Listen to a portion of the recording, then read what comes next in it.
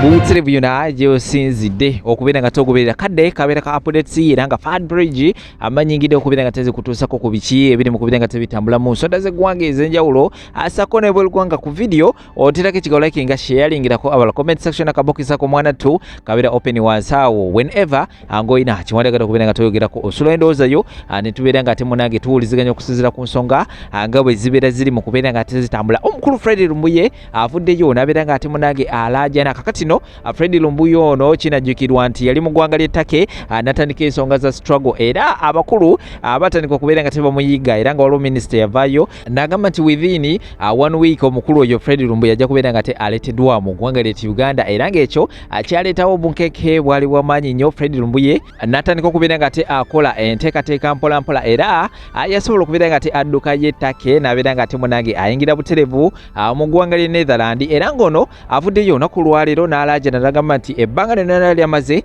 ng'ali mu kubeera nga te atambuza ensonga ye zayise za struggle ebintu birabika nga bimutabuseeko era ng'avuddeyo n'ategeeza nti abakulu abali mu kubeera nga tebamuyiga era nga very soon bayinza okubeera nga tebabaako kye bamukolako era ng'avuddeyo n'akakasa n'agamba nti ne mu ggwanga ly'e Netherland yasobola okubeera nga taddukira waliwo abakulu abasobola okubeera nga temunange bamuzuula wa waali ewatuufu era asenga ekintu kyonna kyonna kigenda ku makya njibeera nga te kimutuukako alina obubaka bwasobodde okubeera nga te ayogeragenda kubeera nga te bibatirawo nammwe musobole okubeera nga te ensonga nga bwe ziri mu kubeera nga tezigenda mu maaso side zeyo sakuna obutambi obulala bungi nnyo subscribing akade ka notification block koneko kajja kubeera nga tekakwalatinga buli wendaba ndeese video ojja kubeera nga te of notification tekakati akagudde side zeno gegano shakasha musomuwaduwa wali nnyo gwe wenna alina ebizibu ebyenjawulo nkujukiza bujukiza munoonyeko ajja kubeera nga takulombereddwa ebikyagaanye nawe bijja kubeera nga tebisumuluka mpolampola wegatte ku nkuyanja y'abantu abekiyongedde okubeera nga temunange bamwettanira era ng'ekyamazima kiri nti byonna ebisinga bebasinga okubeera nga tebagendayo okubeera nga tebamunoonya bavaayo ensonga nga azisotinze ng'akozesa maanyi ga Duwana Crown mufune ku namba z'essimu ziri mu kubeera nga teziyitawo wansi awo ku sitikazi buli kimu kijja kubeera nga tekitambula bulungi nnyo marijadi sana kambawo ensonga zino ate oluvannyuma nzijje n'amawulire amalala mangi nnyo temba bannange mu sharing video eno abantu abasinga obungi banoonya ku LBS peegi bagitutte mu dakiika 3 peegi bagitutte mu dakiika 3 sigirinaako access abaginzigyeko abatamanya ngamba lwaki baginzigyeko 1 ekisookera ddala nze ndalemera mu struggle sisobola givaamu era nkyagirimu bagezezzaako nnyo ekisoboka okuntiisatiisa nemeddeko kati omwezi oguwedde ogwa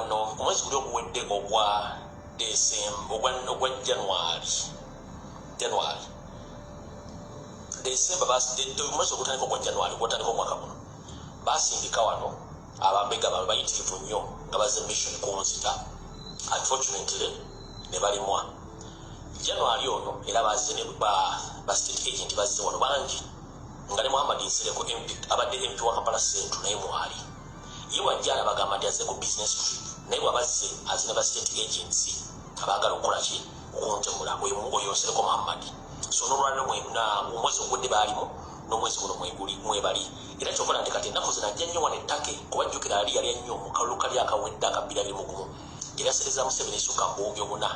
nga missoni yakola ki yakunzita kati era nnaku luno yalesa abantu bangi nnyo abali muno abannoonya nti baagala kunzita weno nze nabagamba sikyalina kyenziza lwannaggwanga lyange ekijja kijje olw'ensonga tewali kitandika na kitakoma tugenda kwogera ensonga zino tuzoogere zikufuke kati olw'ensonga nti ngenda tandika katandika n'obutongole mwena mwawuliddeko chief injustice ompya Nzeija oba Nzeijimaana bwe yavuddeyo n'agula omusango ku Male Mabirizi we yatadde Luzira ng'amuvunaana nti yamuinsaitinze oba yakozesezza social media platforms omuyisa mu lugaayo n'amuteeka Luzira. Nzeija bwe bamuwadde omulimu bwe bagumwera mu maka ga Museveni era n'alayirira amaka ga Museveni erwakitula. Nzeija ono tayagala criticism atayagala muntu amucriticizinga era baali bamaze omuwa omulimu n'apointinga yagamba Nyandi Yosoferi social media yefuuse ekizimuuli kimuyo bakuexposinga njo baexposinga system naye omuntu gwensinga okutya yenvubuka yettake kubayita Lumbuye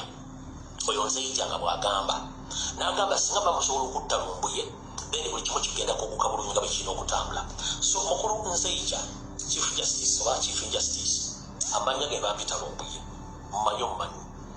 oba wasayiniza death warrant yange nti nina okufa nze banzika ku ttaka lya Uganda era erya Buganda sirina kizibu ejja kuva Lumbuye abasinga obungi kati bakambwe nnyo okusinga nze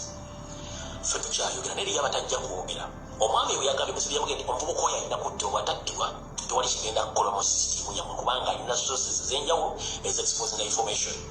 yatuuse n'okugamba Museveni if it is possible waliwo amateeka ge tusobola okukozesa okufuna omuvubuka oyo bamudipootinga ne bamuleeta mu Uganda agali ku international level yandeese ffe namugamba tumanyi nti tuspendize billions of money ku muvubuka oyo omukwata omutta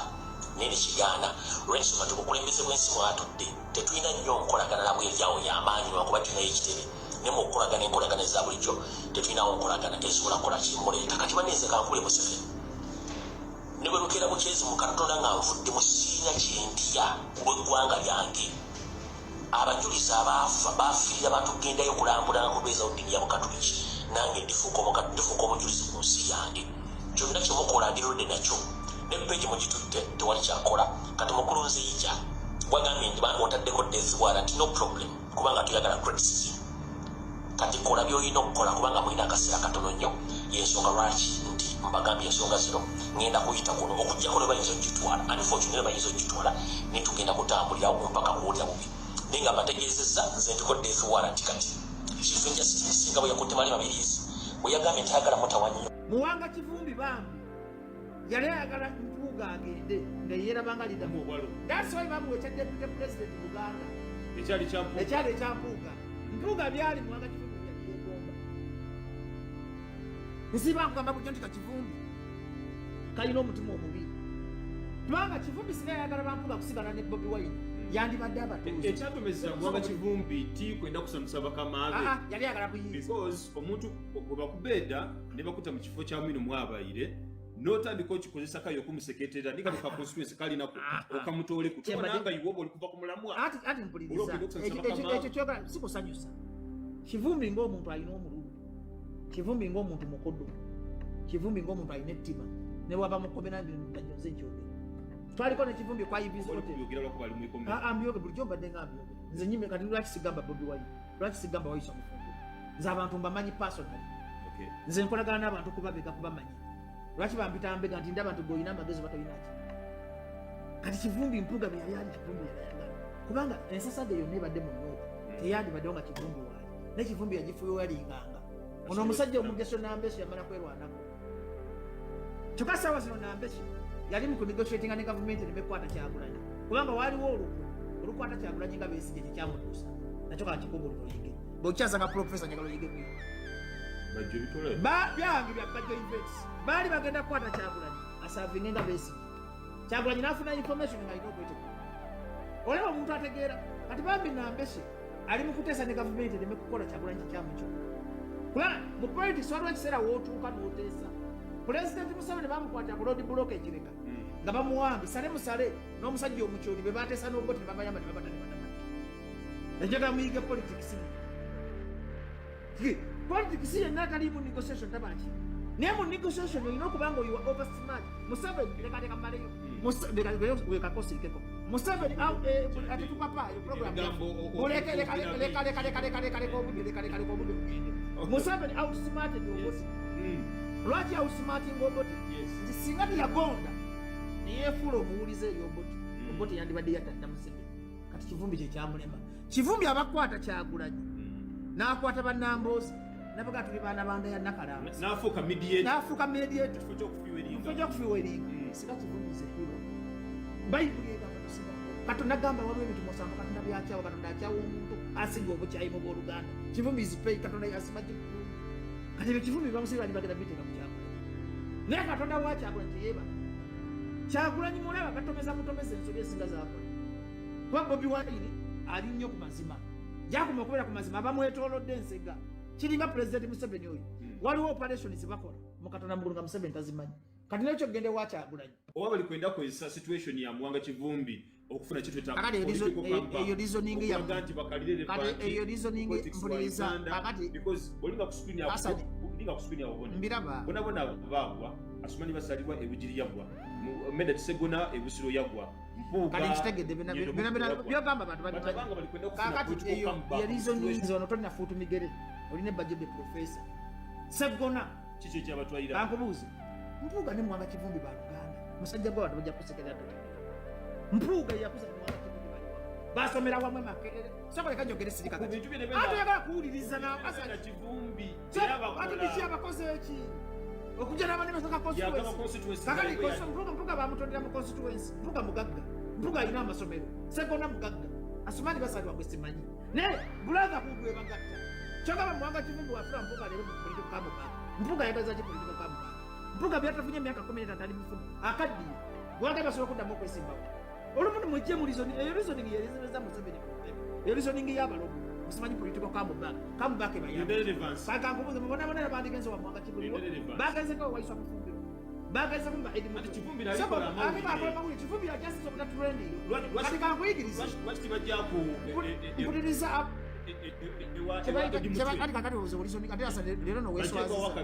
lero weeswaziza asa abantu bakuwa n'ekitiibwa bajjeko wa Bobby Giant abantu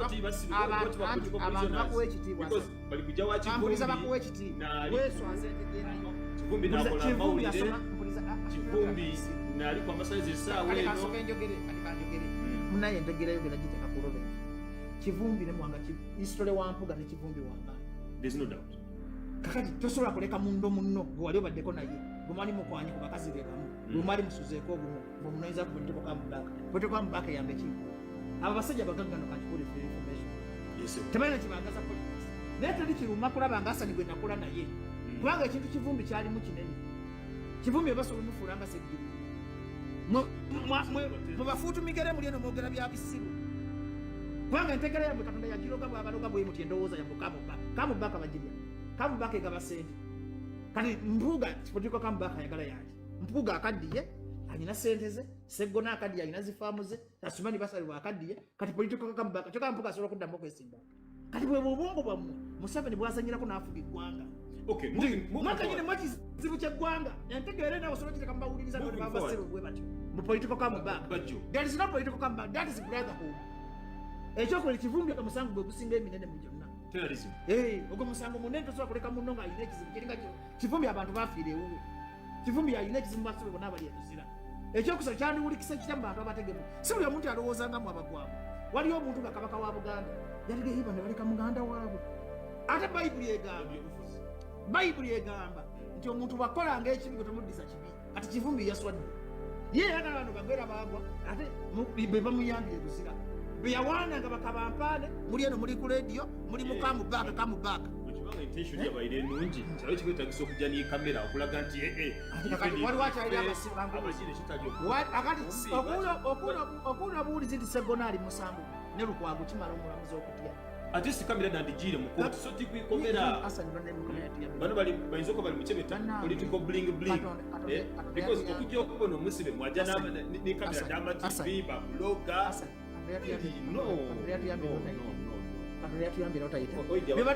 byebadogera okuwuliza abantu mu parliament bawonye abantu benjeru mwawonye abantu benjeru muli bagezi Asani bulijjo ine ndowooza bafuutumigere bwekakati kakikuyigiriza Kyagulanyi lwaki bagenda China besijagera ne kamera Kyagulanyi akola mawulire kakati mpuliriza Kyagulanyi bwagenda eruzira ne bannamawulire aba alaga sigino bannayuganda tinamwe mukyalira abasiba abalala si mawulire kubanga kati Kyagulanyi ebbanga lyabadde mawulire akyagagasaaki nze bwe nkwata omukazi nga talina kayumba nenkamuzimbira nengenda mu kamera mba nsikiriza bakuyamba balala kati mpuuga tebakoze ne Seggona ne Asumani Basana bataddewo nno munnange essomo olakwa kati gwe era bannange wali osana kuba kansala wakola byokuva ku bwa kansala bataddewo essomo nti mu politics temuli ba permanent enemy ye message yakibaddemu mu mawulire mu politics learn to work with your enemies mu politics takwawula na baganda bo omwana wa Mwanga Kivumbi wasanga omwana wa Mpuuga basigala ba Luganda kibadde bakolaga munnange Asani bannange abantu benjeru bawonye mama njeru mwawonye futu sojo ono kanyala njagala wetonde abantu babusobo kuwozanga bafutu sojo akakatu kebakoze walabye ne gavumenti ngetandise ogenda mu panic mode panic mode lokwago kumpuliriza Bajo mubadenga mugamba tibalina nokutayina baloya ate kakati mwabalemeseza opposition okwega kati mwe abantu balina endowooza y'ekisawo ekiganda ekyo Mpuuga bw'asituka n'agenda wa Mwanga Kivumbu Lukwago n'awolereza Mwanga Kivumbu kitegeeza opposition eri united opposition eyamba opposition ginaayo kyokka bandibadde bwawukanye era wandibadde gwomu gwe fuutu mukigere wandibadde ogamba Mpuuga kalina omutima omubi Lukwago kirina omutima omubi kati bwe yagenzeeyo bwatananya kuituka mbaka bantu mmwe Museveni fuge mumere Museveni nyamba Museveni nyamba ofuge bino byasa yayaga Museveni abafu nyamba ne Jeffrey nyamba ne bihoge bafu kakati nyako mwadi mwangala bakole ki bwebakola kino walituka kwa mubaka bwebakola kino tebakoze kino Asad studio Asad endowooza yo njagala Museveni afuge misiru kutambula mwiwanga njagala Museveni abafu njagala Museveni abafu nijina niwe lindala odemi tegera game temuli bya game totuza mu politics mu kadasa Muwanga Kivumbi ekanga buyambi now listen to me Bajo odemi okutegeera abantu bano nti oyo liko bantu bagayiga ate kitegeeza nti politics anabanga wabaafu because politics is almost like a career nti omuntu bw'okitandikaku twenda kikunumenye ekyo obwavu ati wokobye ati bana basajja bagegeze kibenda mu politics kyendikuwa kiri kiti ekisooka bana basajja bagwire mu then two tina basadde bakuze ino nti batuza kaseera akokuba nga balisigninga bave mu politics benda okusigala nga relevant so point number 1 entry point relevance jibabe kufuna ni Mwanga Kivumbi saadino na aliko this is the reason why nze nkukoba nti bano but namala ensonga ya Mwanga Kivumbi kibajja okola bateeka okutaawo ekintu ekinabakuuma nga bali active in politics including okutawo pressure group kade gwe oli mu biboozi bye oli mu biboozi byo ngazani gamba eyo ndowooza this is political philosophy because ulisa kandi katoyagala kumala ati kose dakika ntono ngo nyingira kuba politics omuntu tasobola kuba star kakati mpuliriza asani kebagwire beetaaga okusigala nga relevant so bateeka okunoonya ekinabakuumira kakati Mpuuga Kyagulanyi Sseggona tebakyetaaga mawulire bagakoze kuva emyaka meka kati gwasa ngokyetaaga amawulire gobolaba kati gokyetaaga olina emyaka emeka kati bijja kuwezana oyogera kweza myaka kati kyalina emyaka emirala 10 egy'amaalo olulaba n'excitement kati abasajja boyogerako Kyagulanyi akuze serebu Kyagulanyi bajja n'akyalira bajja mukomera tebakyetaaga mawulire naye abakolaga akabonero ak'omutima omulungi nawe kyalira omusibalyawo kati waliwo omuntu gatakyetaaga kamera tulina levels 7 Masirozo agamba tulina omuntu yetagira ebyetaago basic needs tulina yetagira loves and belongings all levels magita self actualization kati Bampuuga bali ku levels etayo mukolamu eya self actualization hamu kigunda kyetaaga gaggawa ola hamu kigunda kyetaaga giving back to community kati Bakyagulanyi Bampuuga they are giving back to community bali mukibaita self actualization tebakyakola kintu kyonna mubagala Bampuuga tebakyakola kintu kyonna mubanoonya levels kati bampuliriza asa ku myaka gyana gy'oyina tukuleranga relevance na comment na likes kati bango kyalina eyo embeera political relevance byavaawa abantu badda ku service delivery kolera abantu bave mu mbeera mbi ebyo relevance bite bina yagwako dda showbiz ne mu entertainment showbiz yagwayo zembera mu entertainment naye omuyimbi wajjanga yeragana era abantu bamuvuma amalo n'amala n'agwa kakati Mpuuga baalaze obwa Sseruganda nga ku budde bwaffe Mpuuga baalaze obwa Sseruganda nti Muwanga Kivumbi wadde watuyisa bubi ffe katukubeererewo era ensi yagambye bano abasajja bategeera singa wabaawo room for negotiation abantu ba opposition especially NUP okutyama ne President Museveni okwogera ku nsonga da Kivumbi obutajja wala kino kisoboka kubaawo kisoboka era sawazi nikitasa Kivumbi kati Uganda nambishi bali mu kwogera ne gavumenti basubwe kyalo ate bera bebimu ne Kivumbi mwali otuuka ekiseera gavumenti bwolina gyefunirako omusiru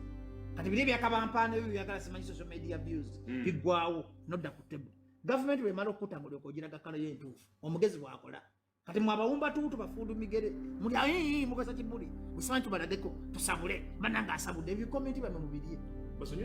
Kyagulanyi yakola ekimusuko bamusonye bangambye alina statement ziyako abalungi abatuwuliriza era abatulaba olunaku olwaleero tukyaddeko ewa Sheikh Ashraf Dembe. Sebo nsanyusa okubalaba. Amannya agange nze Sheikh Ashraf Dembe akola ku bizibu by'enjawulo. Omuntu singa aba alina ebirwadde musomereddwa tumuwa amazzi ga lukuya nga bw'obadde ogalaba tugenda abantu ku kyoto ne twokya emizimu emibi egibabaamu n'okulomba edduwa abantu singa abeera ng'ali wano atuuse sobola okumulombera edduwa ne waba atatuuse nga mpadde amannya ge naye ng'ali wala neetaaze enamba yange yeeno eri 0707363711 nammwe bannyinaffe abali ebweru oyagala okuba nti oyagala okulombera ku dduwa ng'olina ebizibu viza zibuze amaka gakolongotana sente zikola zimpita mu ngalo ojja kumpeereza ekifaananyi kyo n'amannya go ebyo byokka bijja kummala nja kukulombera edduwa ojja kutereera olunaku olusembayo mu mwezi mba n'edduwa eyawamu ffenna n'abalwadde bange abakadde n'abapya. Assalamu alaikum warahmatullahi wabarakatuh.